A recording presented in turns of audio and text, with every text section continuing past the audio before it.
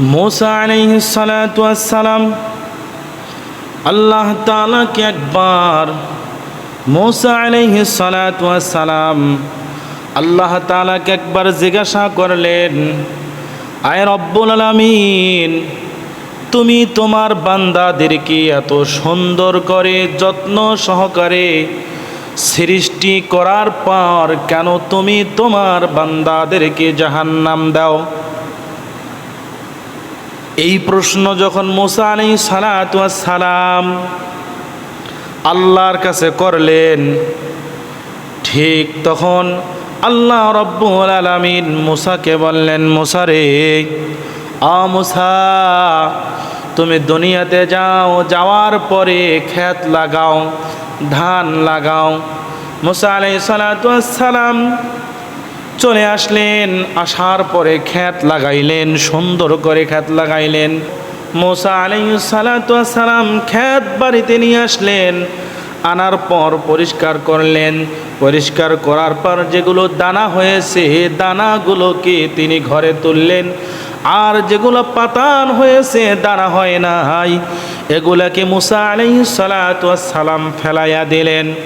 আমার বন্ধু বাপজান, এবার মুসা আলাইহিস সালাম আবার জিজ্ঞাসা করলেন, ও রব্বুল আলামিন, এবার বলো, তুমি তোমার বান্দাদেরকে কেন জাহান্নামের শাস্তি দিবে? এবার আল্লাহ রব্বুল আলামিন মুসা আলাইহিস সালামকে জিজ্ঞাসা করলেন, মুসা, তুমি যে দুনিয়াতে ক্ষেত লাগাইলা, ক্ষেত যখন বাড়িতে নিয়ে আসছো, তখন যেগুলা দানা হয়েছে এই দানাগুলোকে ঘরে নিয়েছো না পাতানগুলোকে ঘরে নিয়েছো? মুসা উত্তর দিয়ে বলছেন, আল্লাহ, আমি দানাগুলোকে ঘরে নিয়েছি, পাতানগুলোকে ফেলাইয়া দিয়েছি, আগুনে ছাই করে দিয়েছি। আল্লাহ রব্বুল আলামিন এবার ডাক দিয়া বলতেছেন, মুসা রে, মুসা, তুমি শোনো, আমার বান্দাদের মধ্য থেকে যারা ভালো হবে, আমার বান্দাদের মধ্য থেকে যারা খাঁটি হবে, ইমানদার হবে, ইমানওয়ালা হবে, আমি আল্লাহ তাকে জাহান্নামে দিব না।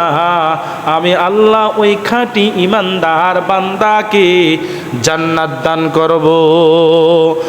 মুসা, তুমি শুনে নাও, তুমি যেমনে কানে খড়কুটাগুলোকে ফেলাইয়া দিয়েছো, আগুনে পুড়ে দিয়েছো, আমার বান্দাদের মধ্য থেকে যে বান্দাগুলো খারাপ হবে, যে বান্দাগুলোর আমল খারাপ হবে, আমি আল্লাহ ওই বান্দাগুলোকে জাহান্নামের আগুনে পুড়ে ছাই করে দিয়ে দিব।